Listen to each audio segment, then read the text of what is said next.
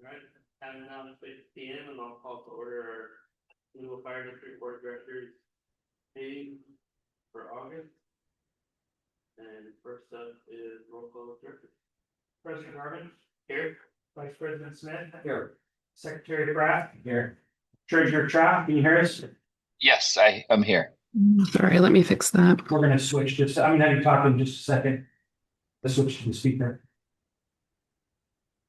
Try that. Can you talk again? Can you hear me? We can, but barely, it's not on the speaker. One more time. Okay. All right. Can you hear me? Yes. Loud and clear. Perfect.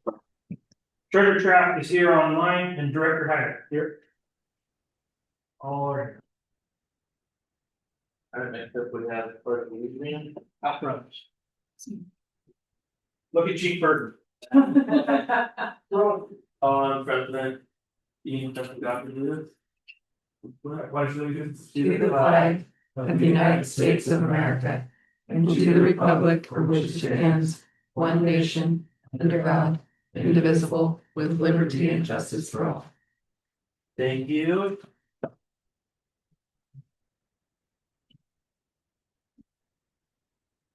Any changes to the agenda of the meeting, Dylan? Yep.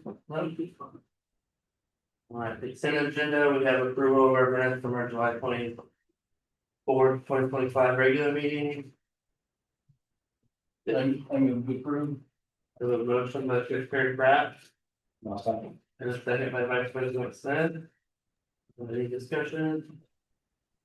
Hearing none, all those in favor, say aye. Aye. Aye. Motion passes 5-0. And then go to our financial report. Joe. So good evening, board members.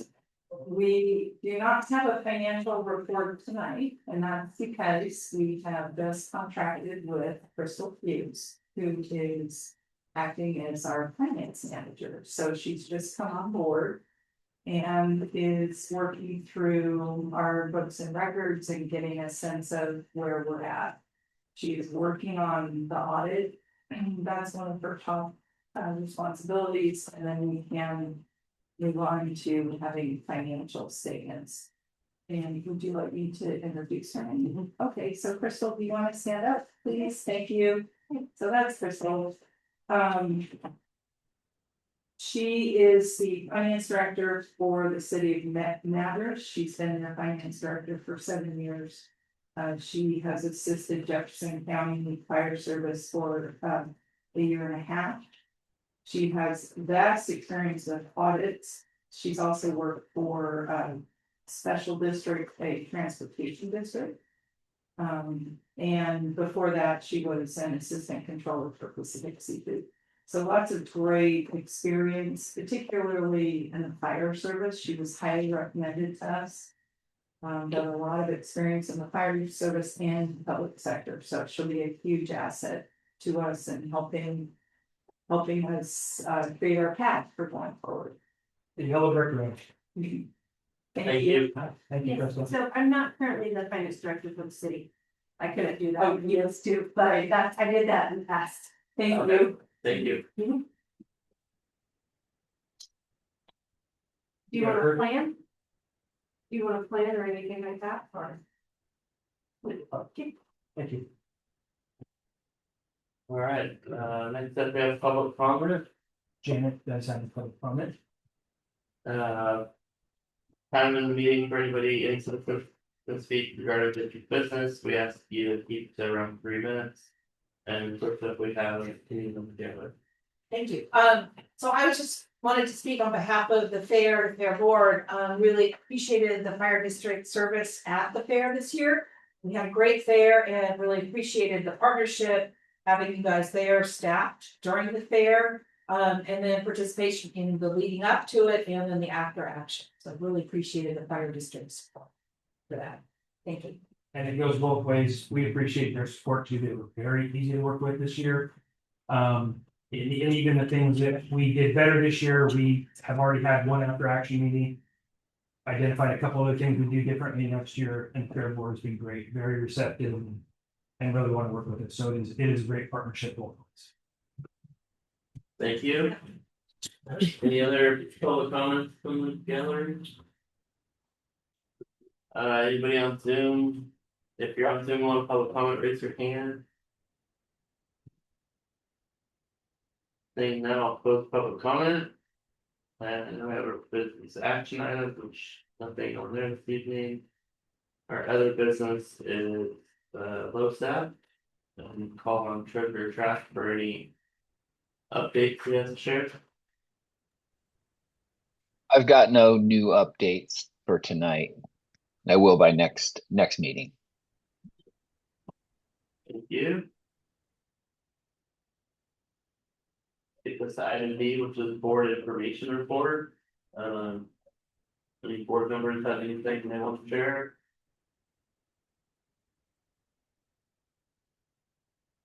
I'll share that Chief Godfrey, Chief Shippo, and I went on a water and light tour of the watershed, informative. Thank you for taking the time to interact with our community partners on that.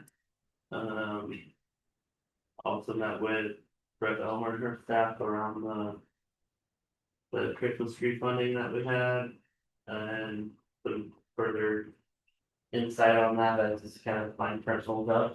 We're still looking into that, but yeah, just more of a time to meet with her and tell her thank you. And I've got some achieve and stuff cool. But nothing, no action items out of that right now. And next up, we have department reports, which is first up local 3099.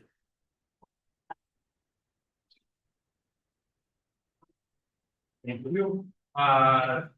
Few things I'd like to share. We had just recently had a language management lunch. This is a monthly thing that we've had. And we in that meeting we approached some communication stuff and we come up with kind of a plan for some better communication between labor and management, and we're really excited about increasing our communication and having maybe a few extra get-togethers and informals to communicate better between labor and management. And also during that time, we got a little bit of an update on the, if you remember back to when the district was first formed and we had a lot of issues with payroll. We got a little bit of an update on the payroll audit that's coming down. And we're looking forward to getting that kind of resolved and behind us and moving forward. So those are the two big things that we want to bring up today. Thank you. Oh, yes, softball tournament September 14th. Thank you, appreciate it. Currently we have 8 teams signed up, and I think that there's more in the background that are looking. I think that at max we can have 10 or 11. And I think next year we're gonna have to look at going to a 2-day tournament. So there's a lot of excitement behind this year. So September 14th down at Joe Dancer Park. Good, like what time? We'll start early, man. Yep, early, 8 a.m. Thank you. Next up, we have the Volunteer Firefighter Association, Preston Goodman. Well, so volunteers have had a couple of events this last month. We had backpacking beyond, but beyond backpacks for they give out backpacks and school supplies to a lot of the kids in the district. We bring our popcorn wagon and hand out free popcorn.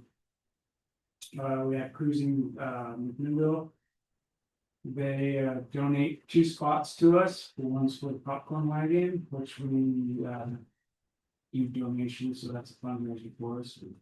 And then we just park our old engine 1 down there, which draws a lot of attention to that. A lot of people come by and get it. Upcoming pancake feeds October 12th. That one's new. And all invited. If you'd like to cook something and participate, let me know, I'll find you a spot.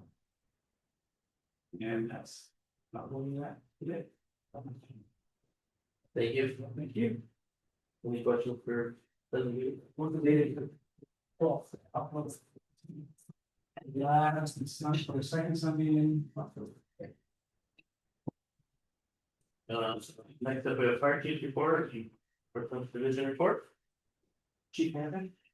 Good evening, so happy to report that the probationary employees that we hired just a few months ago are all online and working as a second and a partner. And several of them are looking at moving into kind of the second quarter and being able to accept overtime and help out with some of the gaps that we have in that space. All are doing very well and are on point to be successful with where they're at currently.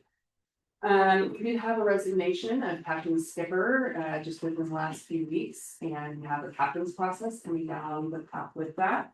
That process closes on September 5th, and for anybody that's interested and qualified.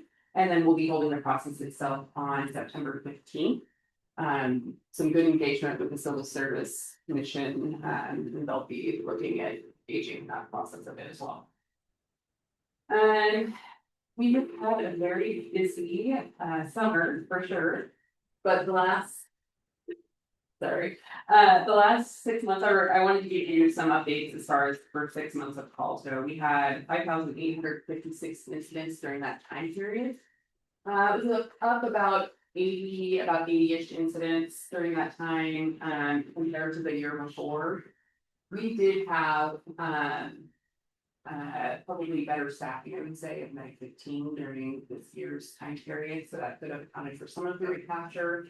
And certainly we've mitigated some of our move-up practices to be able to keep our calls within our system. About 83% of those runs were EMS, 16% fire. There's always a very small percentage that falls into other. And I think Chief will give you some updates a little more specific to EMS numbers here shortly. We're looking forward to the air show, which is September 26th through 28th. Our staffing is looking pretty well filled in. We have just a couple vacancies that we're working to button up. That's always a combination of career staff and volunteer staff to pull off that event. So looking forward to an all hands approach to that. And I don't have any other updates. Question, was that the first 6 months? That was, yes, still 5,806? 5,856. 56. Thank you for that. Chief. I didn't get any of the reports from the other two staff chiefs, but I will bring up a couple of things we have going on, the student safer program that we discussed. I think is 10 now. Yes. We're at 10 applicants right now. I think what I would say is some cool things. There are some locals that have applied, some even in our volunteer ranks, but also some high school graduates. And I believe there's 2 that are actually at a different place right now that are going to college in a different area. It's all safe, and they want to come back to McMinnville. So that just shows what this program can do for the local citizens and aspiring firefighters and paramedics. We do have a mix of applicants. Some are in a paramedic program or getting in a paramedic program, some in the fire program. So that's always a good mix also, where you have you're not just one faceted. So Chief Shope is managing that program. Michelle is helping with the processes. And I believe the process is on the 8th. Yes, that's correct. We'll have interviews on the 8th and be moving them in hopefully by the end of the month, 21st. In that area. So pretty cool opportunity. And I am excited to see that a lot of local individuals and even people who left and are going to college elsewhere are wanting to come back. And a lot of them have some experience. They're already EMTs, they're already firefighters, they're actually already engineers in some cases. And so they want to come back to the community that they grew up in. So I think that's pretty telling of where this program can go. Of course, once we get our name back out again in the colleges, I think that number will just skyrocket. I think a lot of it's local stuff now. I've got a lot of parents calling me, hey, can I get my kid in? You know, that are local. So I think that's pretty cool. Great program. Thanks for bringing it back. Yeah, for a long time. Remind us what it takes to apply, what they need at minimum qualifications to be a student sleeper, and then give us an overview of what they'll be doing. Sure, so they have to be enrolled in a fire or EMS program. So we do have to know that they are in a program. What will happen is they will come in to the program, and that we will put them through our academy with the volunteers, just like our volunteers. They will be required to drill on Wednesday nights with the volunteers. That will be their for sure drilled, so we can get their task books checked off internally so that they can respond internally. Because even if they have their firefighter or they have their driver, that doesn't just automatically get them, firefighter or driver here. They'll have to go to our actual task books. They'll work shift work, they'll be assigned to a shift. And they'll be expected to be here for those 24 hours, excluding school. The other individuals that are off duty can still respond. And they will respond in the same capacity as a volunteer. So what they're qualified for at McMinnville and what they're checked off for. So that does include, if you need another set of hands in the ambulance, those types of things. If the engine's got a 3-person crew and they want a 4th, if the other students are around, we had a fire, they could jump on with the volunteers. So we have policies and procedures already written, but of course, this is our first year being back. So I'm sure we'll tweak some of those things over time. They are not staff. They are in addition to staff. They don't take staff from our career vehicle. They won't be the second on an ambulance or the third on an engine. They will be in addition to. So I think we'll learn. I have a little bit of experience by going through the program, so I kind of know what worked and didn't work. Granted, that was 30 years ago, but we'll tweak it as time goes on and as we get, as the line crews. They will ride on that shift. And of course, if that shift is drilling, they'll be participant in that.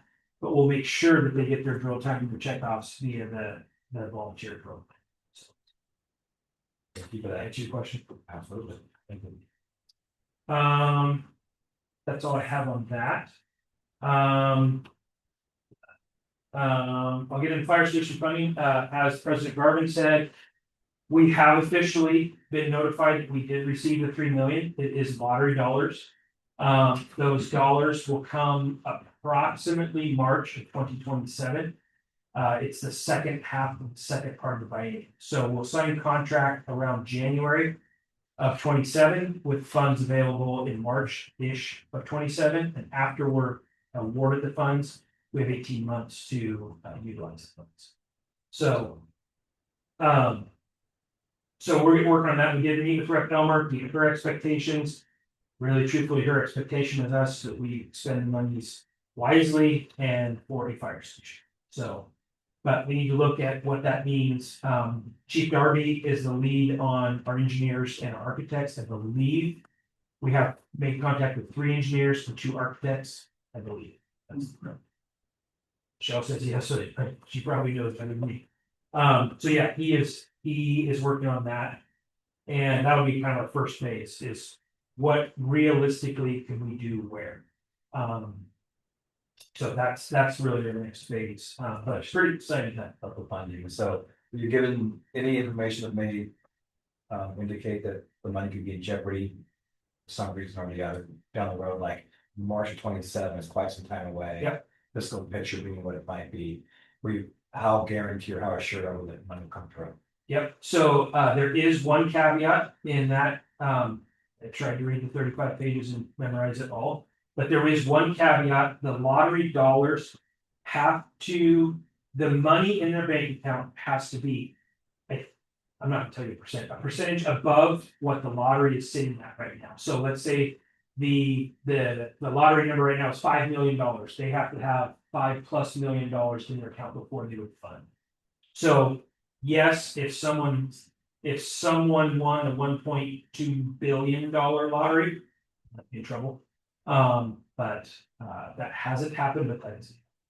So it could happen. But not like, Dan had already touched on the Yamhill County Fair staffing. It went really well. We've already identified a couple of areas that we would like to work on for next year, just to be better. There was nothing wrong. But just to be better positioning of our equipment, working with the rodeo a little bit differently. And then having some designated spots for our crews, because the demolition derby apparently in Yamhill County is extremely popular. And so to get our medics in and out of places was a little bit difficult. So we've actually already done a walkthrough. Our staff has, and then Janet is gonna reach out to the rodeo board, is that correct? Yeah, we talked, the rodeo committee chair was at our last fair board meeting, so we're gonna have a meeting later this year. With invite you and the rodeo committee to try and sort of have an initial discussion about expectations. So the cool part is that they're all open to suggestions, and as are we. So I think we're gonna have another great fair next year. Wycombe has, the Wycombe Board of Directors has asked a subcommittee, which is the user group, but a subcommittee to review the 190 agreement that is 20 years old. Yeah, I believe it's 2006. 20 years old, and then the rate at which we pay. I believe specifically twofold on the rate. This is my opinion. One, what will our rates be, just like they are today? What will they increase to sustain? But it is also my understanding that there are some interest out there that fire increases the amount of percentage they pay versus what the police pay. So Michelle and I sit on those two committees. I sit on the 190 committee, and Michelle will sit on the rate committee.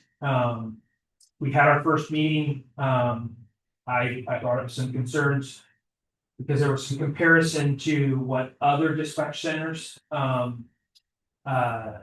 charge.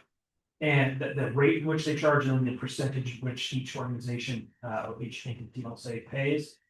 But their 190 agreement is significantly different than ours. We have the sheriff is the chair, and then there's a commissioner, a city council. Well, it doesn't have to be city council, I guess, a city position, and then a fire district, and then a city. Small city, they call it. So the intent behind that and the way the 190 was written is actually the county and the city could overrule because of their size and what Patty had said in the meeting was basically if one of them chose not to participate, that Wycombe couldn't exist. The problem with that is now is that we're not with the city anymore. So those sizes are really close to the same amongst fire, police, and sheriff's office. So that's one of the concerns I brought up and one of the things that I'm making suggestions. I did reach out to our all of our surrounding dispatch centers. I did get a copy of their 190 agreements and their fee schedules. And I did provide those copies to the committee because that else had seen those yet. So I provided those. So it's a little concerning from a fiscal fact, both from we may end up getting a rate increase and then a percentage increase. That can be very significant for our district, but we both sit on the committee and we will work with the committee partners to hopefully come to a good resolution.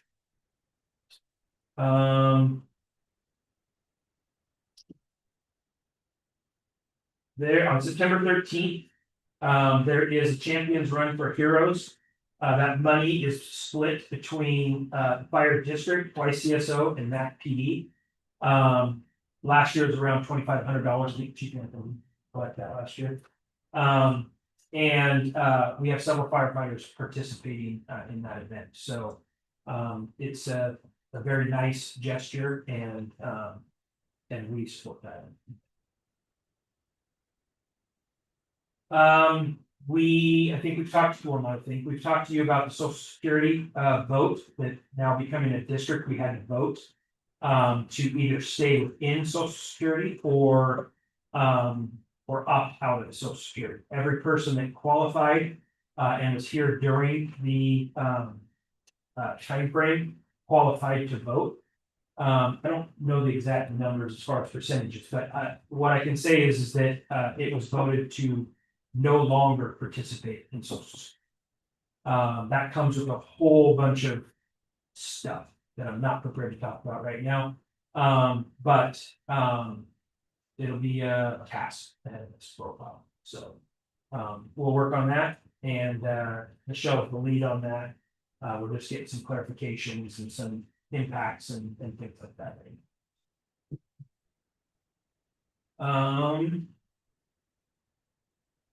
Configuration update. We have 2 volunteers and a career staff deployed. Chris Mayfield, who is a volunteer on our fire and life safety, is deployed in the Red Incident Management Team. And we have a career and volunteer on what was Brush 1. Unfortunately, I think day 2 maybe. We lost a belt in the pump. And I tell you this because we actually had a volunteer, Lieutenant Zimmerman, who I think Chief Burton got a hold of at 11:30 at night. And he was willing to get out of bed, come down here, pick up Brush 11, drive it all the way to Jefferson County in the middle of the night, so that our crews can continue to fight the fire, because that was the night that they had very significant structural protection, and brought it back. I want to recognize him. Chief Burke made a decision in the middle of the night, which I support 100%.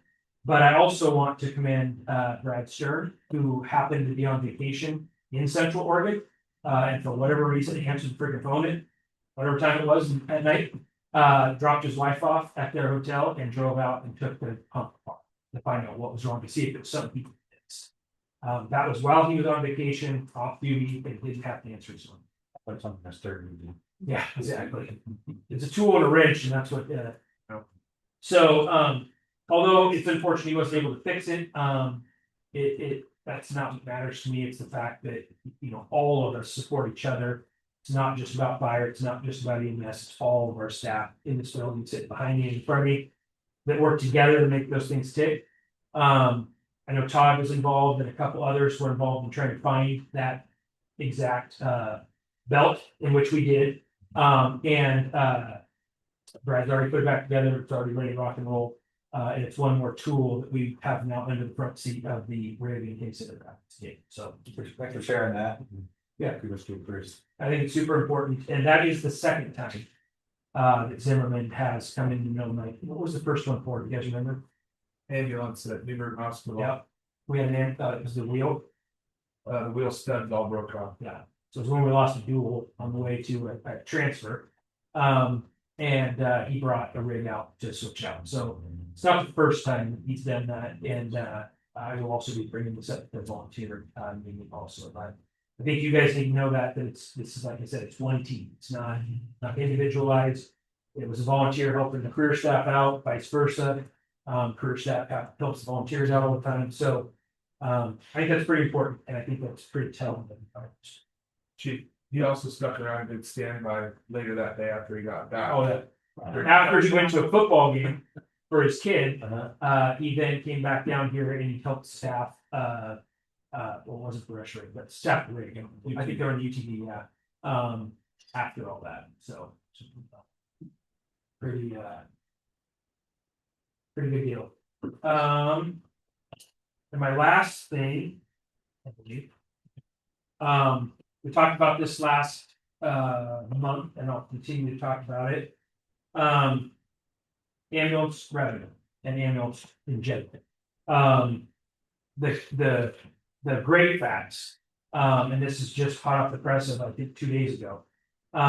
This year, well, actually, let me start by saying just 2 days ago, the firefighters and medics here ran the most amount of calls in the history, or most amount of billable calls in the history of Mac Fire. I had it in front of me. 589 billable calls. Our next closest to that was last year at 541 calls. I say this for a couple of reasons. As I told all you, I will continue to tell, and I will continue to work for a solution. We are doing our part. The firefighters are doing their part. The medics are doing their part. We are running more calls. The battalion chiefs are managing the district, much more to finite detail. The crews are getting back in service as soon as they can, quicker than they were, to run the next call. That's done a couple of things for us.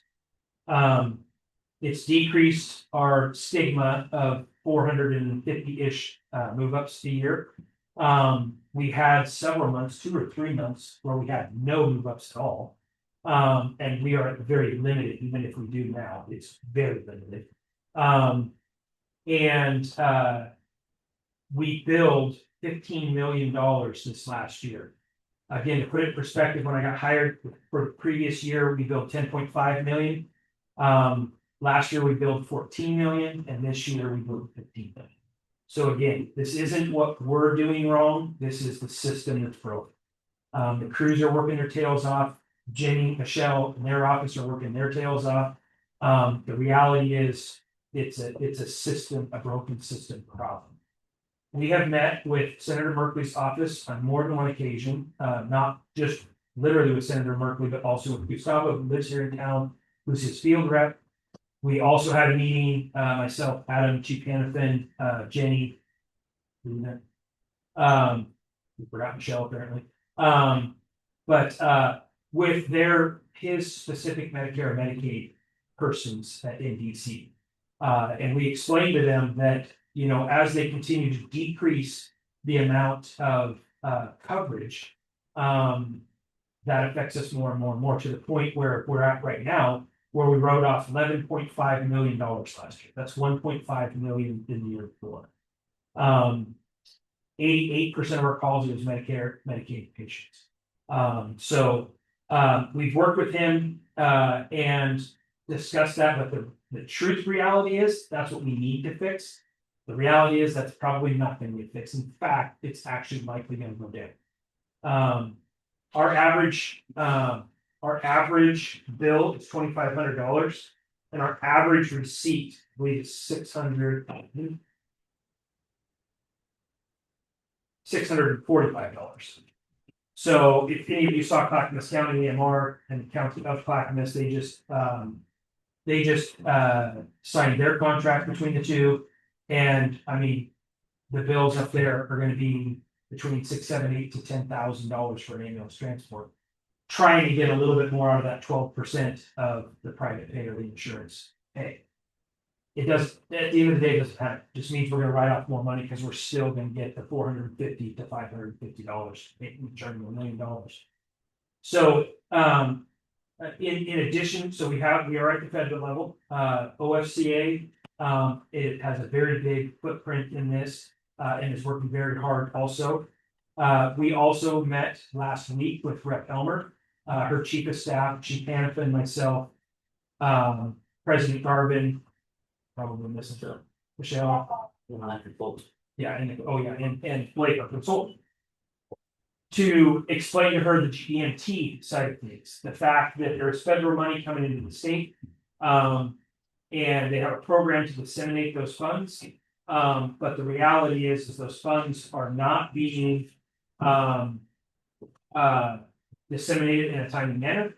In many cases, they're not accurate. And in many cases, we have to pay an upfront cost to then receive the cost. So like last year, we wrote a check for $65,000 last fiscal year, but I didn't get the payment that I'm due. So they're 6 months to a year behind in those payments, but I'm paying for it out of this fiscal year that I budget. And I don't even get it. Hopefully I'll get it in the next fiscal year. That's not it.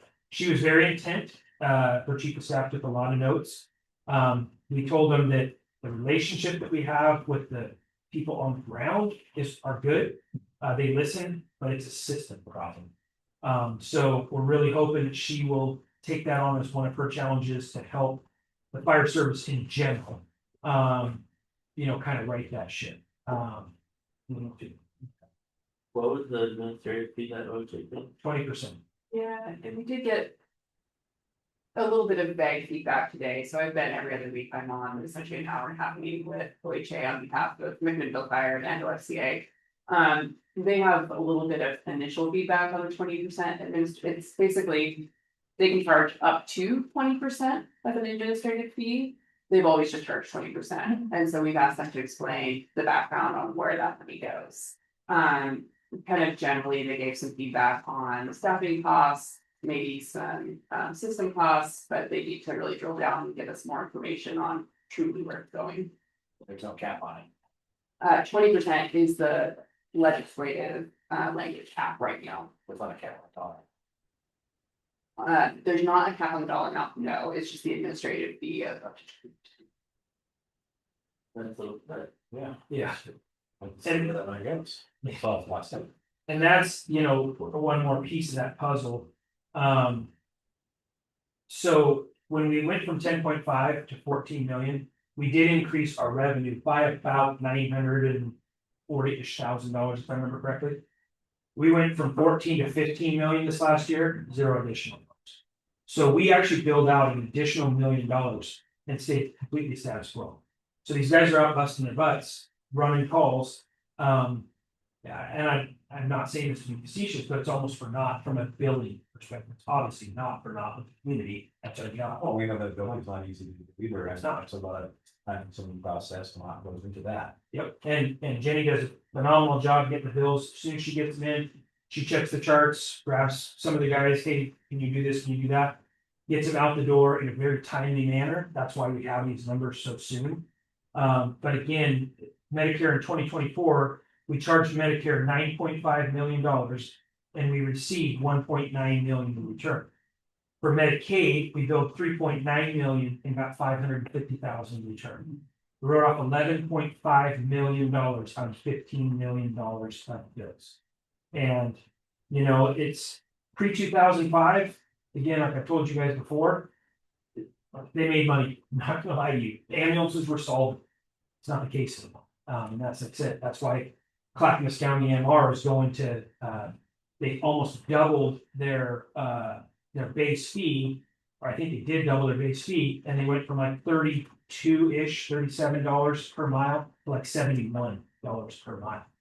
But again, all that's gonna do is get you more reps a year. I mean, it's, you know, there's no more grape to squeeze. So From a public service perspective, though, things are continuing the way they have in the past. yeah, yeah. Well, it's quite frankly, even from a public service, we've done a better job. We've captured more of our calls, which means we got there quicker, which means our crews were closer and in service versus having to wait for our partners outside that have done great backing us up as we do them. But exactly my point, you know, Vice President Smith, that's my point, is we are putting in 120%. And there's no way you can go from 10.5 to 14 to 15 million and not have worked your tail off. So a lot of those are operational changes in Chief Management's division. A lot of it is the crews, you know, understanding that we got to get going and they're doing it. And a lot of it is the battalion chiefs that are now managing the city district and paying closer attention, not having those automatic move ups, which were happening a little bit. They're managing it as the need. Can we get somebody in service quicker? Do they go down to the hospital if necessary to help crews get service quicker? Talk to the charge nurses and see if there's things that we can do. So very proud of staff, administrative staff, very proud of the line staff. They're working their tails off, but we can't continue to write off $11.5 million. We're taking about the other factor, we're taking about $3.8 million out of the general fund to subsidize the unit. That's out of 8.4 million in taxable revenue. So almost 50% of our taxable revenue that should be for fire-based purposes, second and third engine, second engine in a truck. We're not doing that. We're not replacing ambulances and we're not replacing equipment because we're taking the 3.8 million and putting it into it. And, you know, unfortunately, that's the McMinnville taxpayers that are paying that, even though we cover 20% of our calls by the other 5 districts in which we cover. Those are the things we'll continue to work on. We'll continue to partner with our partners. Like I said, we're at the federal level. We need help with Medicare, Medicaid. We're at the state level. We need GMT, and now we're at our level of, well, what can we do if none of that comes to fruition? So just some fun facts for you. Quick questions on that?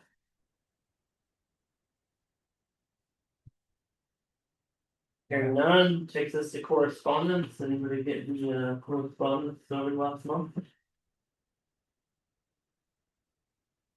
Hearing none. Move on to informational items. Again, we got our annual campus fee, which is first fundraiser for volunteers, October 12th. 2025, 7 a.m. to noon, it'd be great if every board member can make time to maybe put an hour in, just shake hands and create the community, like you can support the district. Or if you go to the HR, put some pancakes.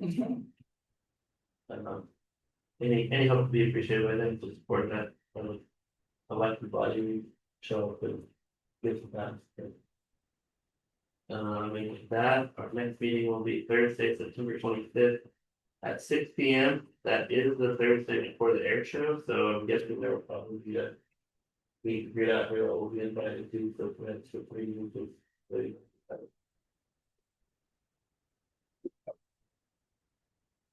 And feel free to bring family or. One thing on that, if you do, my staff knows this. I think we've talked to volunteers, if not, well, yeah, we've had one. If you do come out here to the air show, you are welcome in this building, you are welcome to park here, but we need to know beforehand. Because you have to have a parking pass or else you will not be able to get in the back. So if there's no cost or anything like that, we're gonna make the same purple parking pass that everybody else.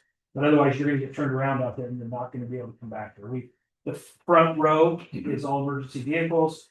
Then we kept the middle section for all fire personnel. That's all staff, volunteers, their families. The building is open for staff and families. Except in the back back row is air show staff. So we can't have two things. One, we can't oversell it because we have nowhere else to park them. And two, we want to make sure that we accommodate everybody at once. So Donna's your contact. Feel free to call me too if you want. I'll pass it on to Donna. We'll get you a permit. We're just making sure that we don't overpromise and underachieve. But the building is open. You guys are welcome if you have, especially if you have younger kids, you have elderly family, can't really stand in the heat. That's a pretty good view from the back. You can go on the walkway out the back. The chairs, whatever you want. The ICP will be here in this building. This is where all of the meetings, the pilot meetings and our briefings will be held. And then downstairs is what we call the day room, is where their volunteers will check. So it'll be a busy place. All right, with that, we are gonna go into executive session immediately following the adjournment of this meeting. We will not be coming back into meeting to take any action. So our adjournment this evening will be the end of the meeting. The executive session will be held to both council concerning the legal rights and duties of the public body with regard to current litigation. The litigation likely to be filed. The executive session is being held pursuant to ORS 192-660-2F and H.